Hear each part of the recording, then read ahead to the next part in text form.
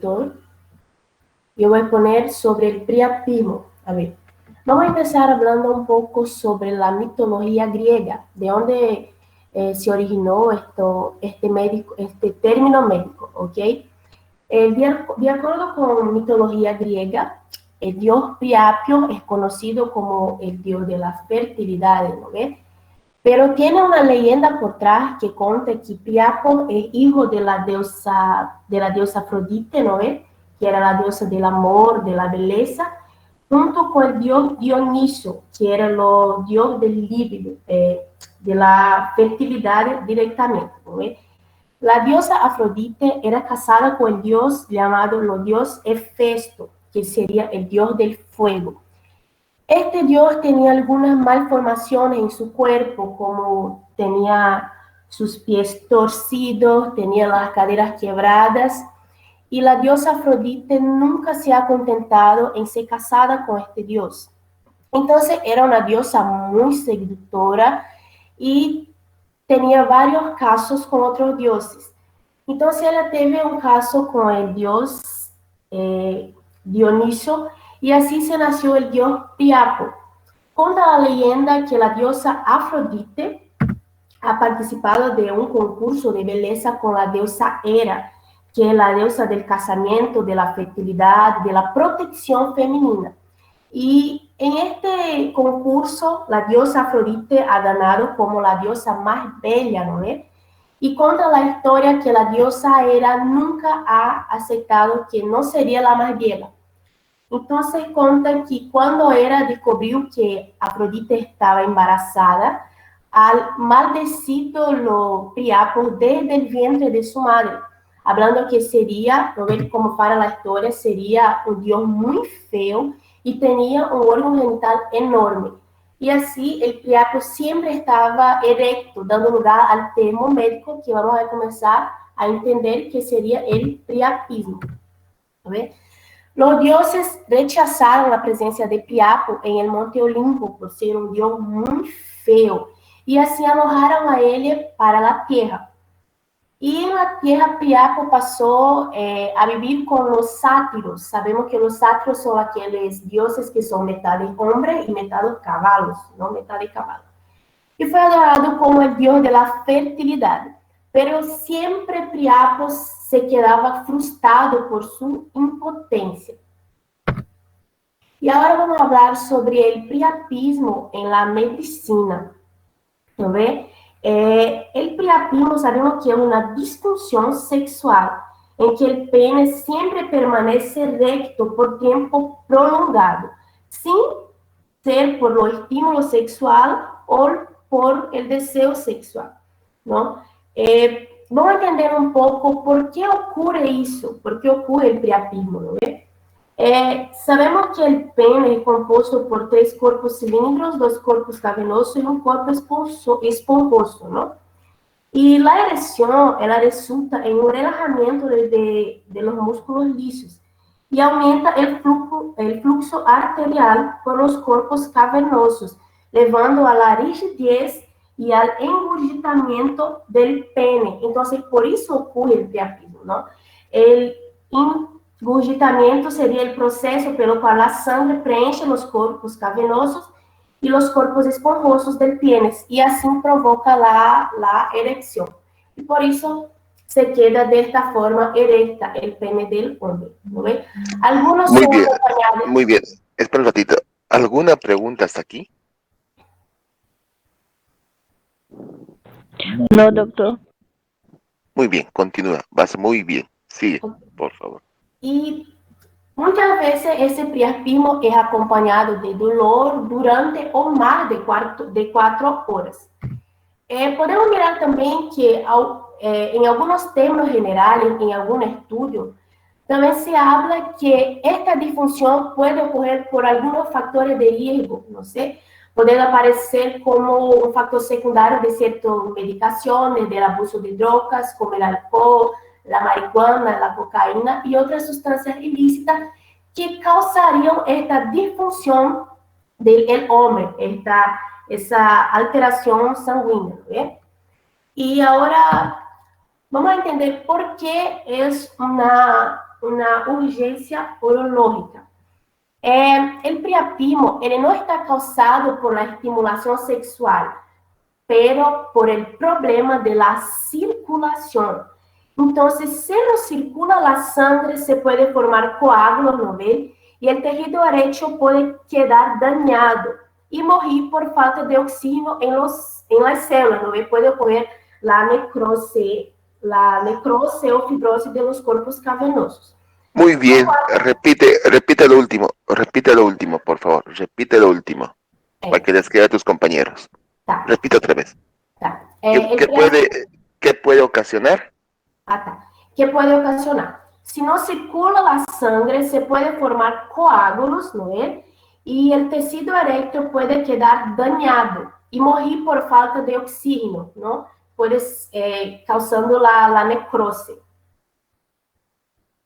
la cual potencialmente puede resultar en el caso permanente de la disfunción eréctil, o sea, el hombre puede quedar impotente, ¿no ven? ¿Ok? Muy bien. ¿Alguna pregunta hasta ahí? O sea, hablando en facilito, ocasionaría una gangrena, ¿no, doctor? No llegó la gangrena. No, o sea, llegó una gangrena. se necrosaría el pene justamente por el priapismo, y esto puede ocasionar llegar a una gangrena y, por supuesto, la extirpación del miembro, ¿no? ¿Cómo el grupo de exposición? ¿Llega o no llega así? Se llega a la gangrena. Claro, tu compañero pregunta si llega a la gangrena y a la amputación del pene. Sabemos que la gangrena sería la muerte de los tejidos, ¿no ve?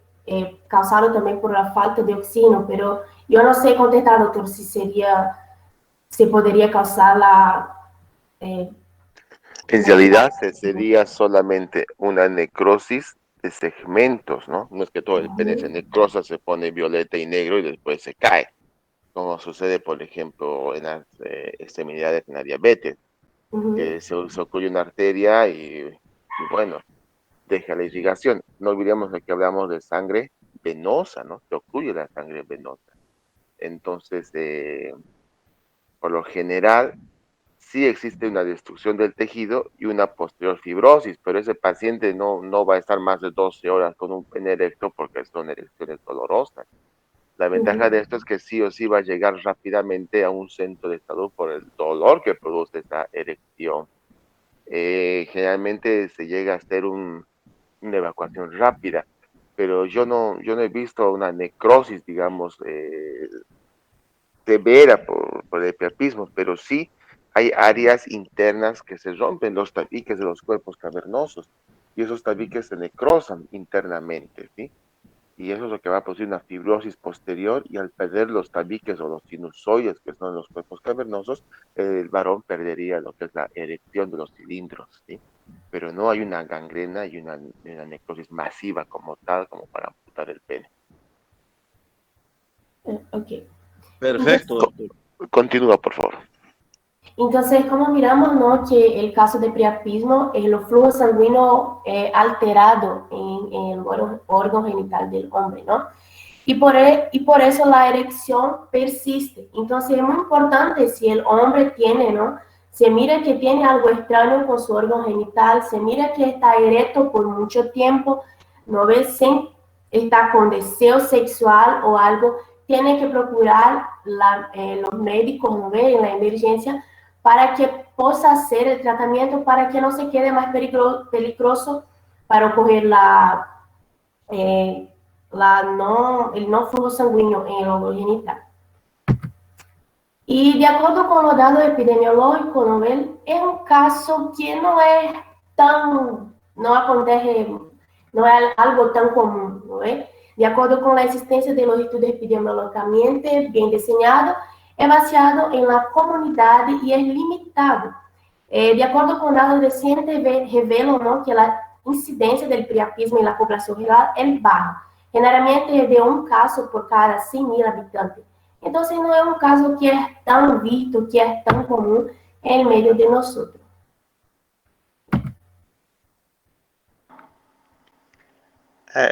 Muy buen día, compañero. Buen día, doutor.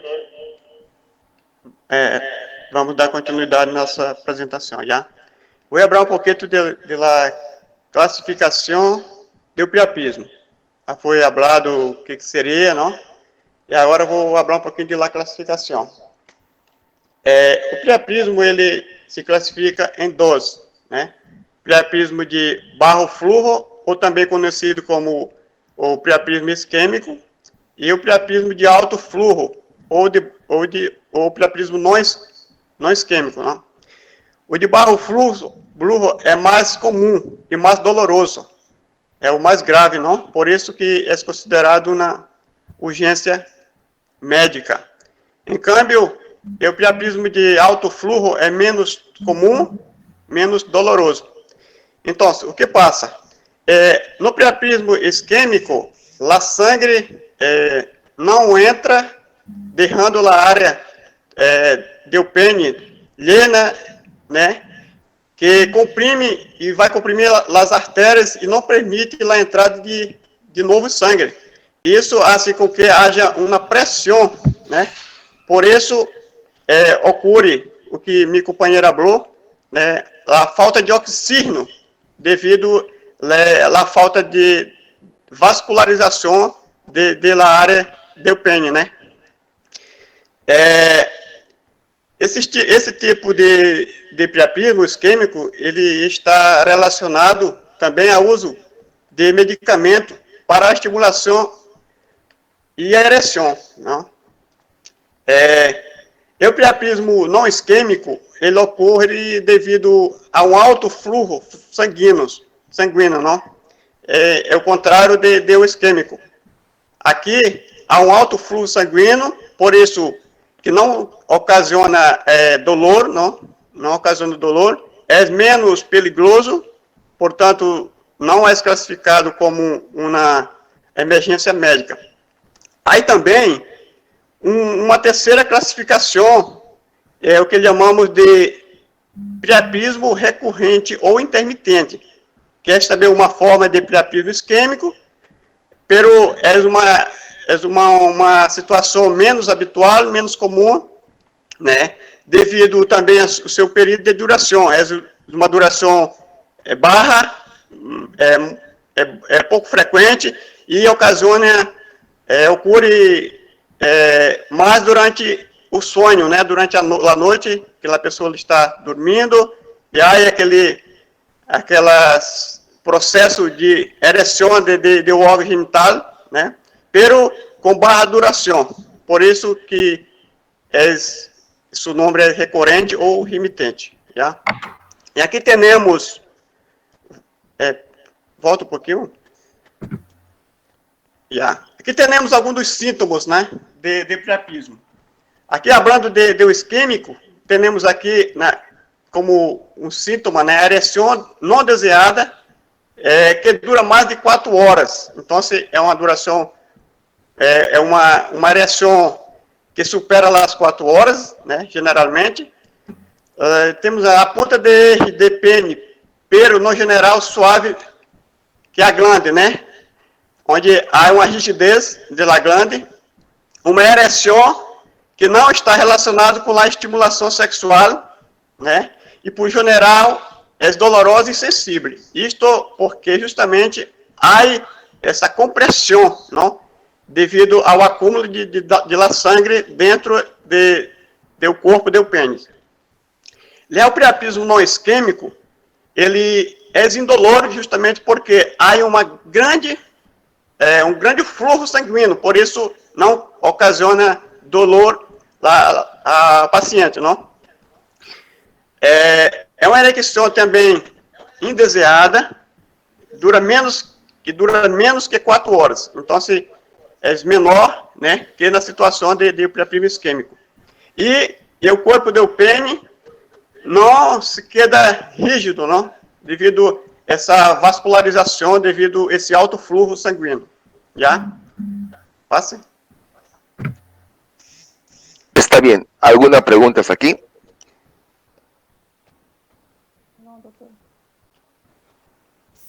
Una consulta. Entonces, nos dice que existen 3 tipos de priapismo: el isquémico, no isquémico y el recurrente. ¿Estoy en lo cierto? No sé esa parte. Así es, sí, así es. Son 2, pero hay una tercera. Coagulación de la sangre. Ya, está bien, gracias. Ya, continuamos. Não entendi? Pode continuar, Jair. Pode continuar? Pode. Já, graças. Hablando um pouquinho do diagnóstico. Então, o diagnóstico tem a ver muito com a história clínica do paciente, não? Identificar os fatores de risco e antecedentes personais patológicos do paciente, como, por exemplo, uso de medicamentos para disfunção erétil, uso de drogas, alcoolismo, enfermidades hematológicas e neoplásias. E também há de se explorar, né, a exploração física mesmo, durante o ato de la consulta, não? A exploração física do órgão ajuda ao profissional de saúde a descrever, detectar melhor a situação, não? Com, por exemplo, a palpação do corpo calfenoso, né? Na glande, como se comporta, como se queda no momento, já? E aqui temos o diagnóstico. O diagnóstico é clínico, né? Também se utiliza a gasometria do corpo cavernoso. Esse processo ajuda a ser a medição dos gases, né? O pH, a pressão arterial de oxígeno, né? E também o ecodoppler peniano, que também vai valorar a tumescência, né? O inchação de pene e o fluxo arterial. E se aí também vai determinar se há uma insuficiência circulatória, né? Inexistente, no caso. E temos a angiografia, que também é um método para visualizar, né, de maneira mais detalhada os estudos dos vasos que não são visíveis mediante uma radiologia convencional, ¿no? Un favor, vamos a ver un poquito más en español, ¿ya? Por favor. Vamos, continúa. Ya, doutor. Passe. Então, hablando um pouquinho do tratamento. Em priapismo não isquêmico, muitas das vezes desaparece sem tratamento, né? Porque não há grande risco de dano em pene, né? Devido, como já falamos, da alta vascularização que existe, do alto fluxo, não? Por isso que o tratamento muitas das vezes não somente consiste mais em observar e esperar, não? O personal de saúde também pode poner compressa de gelo, né, e pressão em o períneo da região, na base do pene. E isso ajuda a eliminar a ereção. Então, assim, como não traz grandes riscos ao paciente, devido não causar lesões, não necrosar, devido a esse alto fluxo que existe, portanto, é mais a questão de observação, né, ter os cuidados básicos, pero não tratamento invasivo. Em câmbio, o isquêmico, como nós falamos, que é o mais severo, é o mais grave, ele resulta que lá sangue não pode sair do pene. É uma situação de emergência que requer um tratamento imediato. em geral, este tratamento começa com uma combinação de drenagem, não? Em la sangre, del pene e também medicamentos. Se hace uma punção, né, com a eringa, também uma agulha, para que se saque de la região del pene la sangre que se queda acumulado, né, e muitas das vezes é um sangue de color negro, justamente pela falta de oxígeno, que devido à não vascularização desta região. Então, quando se saca a sangue, se elimina a dor, se elimina mal-estar, né? E o paciente já começa a se sentir melhor, já? Também, em algumas situações, se usa cirurgias, não? Algumas cirurgias, de maneira que pueda trazer ao paciente uma melhor segurança, né? Para que não comprometa a necrose do órgão, não? E como já foi falado, a disfunção, que não ocorra disfunção permanente, né? Desse órgão. Ou seja, a disfunção erétil, né? Em conclusão, disse que o priapismo é uma ocorrência pouco comum, que afeta só uma pequena porção da população masculina. O diagnóstico temprano e os procedimentos corretos são necessários para prevenir e revertir as complicações irreversíveis. Então, companheiro doutor, é isso que nós outros teníamos que responder. Graças. ¿Tiene alguma pergunta? Está bien. ¿Alguna pregunta del curso para el grupo?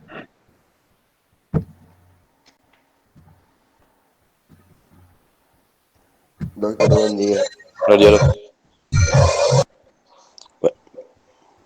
Bom dia, grupo. A forma de diagnosticar a diferença se é não necro... Como se chama? As duas formas, não? Como que se diferencia fora dessas duas? Só se diferencia quando é mais de 4 horas, no caso?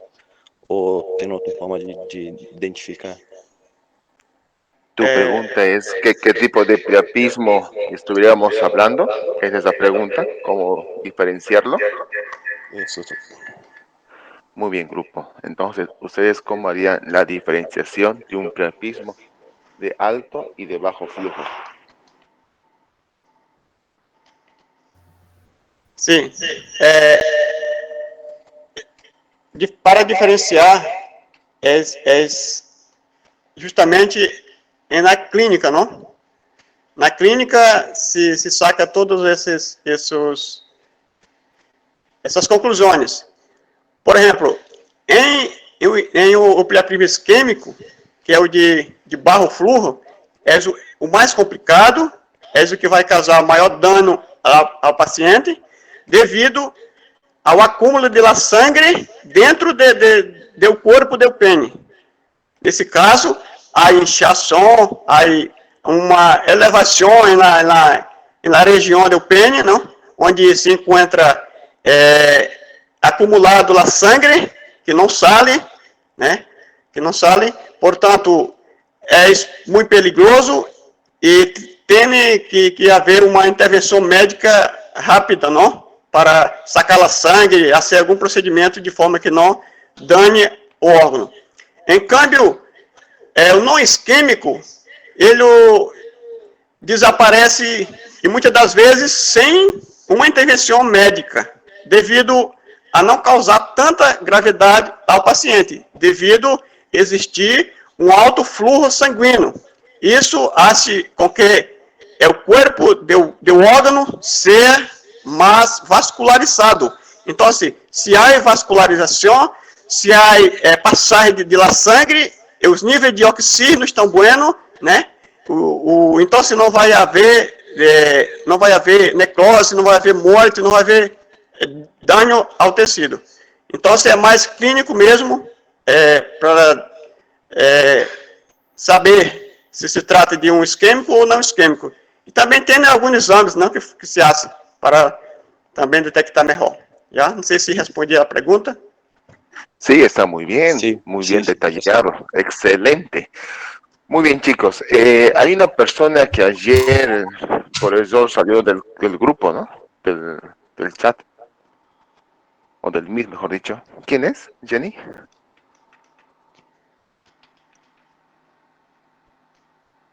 Jenny. Buenos días, doctor. Creo que soy yo. Doctor, ¿Cómo? doctor, en sí, lo que yo quiero informarles es lo siguiente. La Dime, lista Jenny. que yo he tomado la foto, ¿no es cierto? La he Sí, transcrito todo aquello y son sí, las 60 personas que yo le he mandado de los grupos.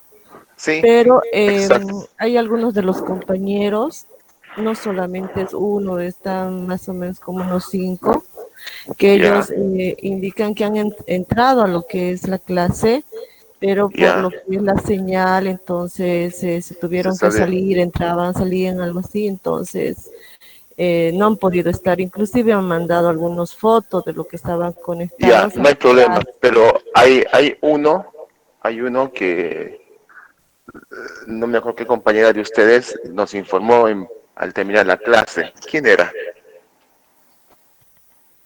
¿Quién nos informó?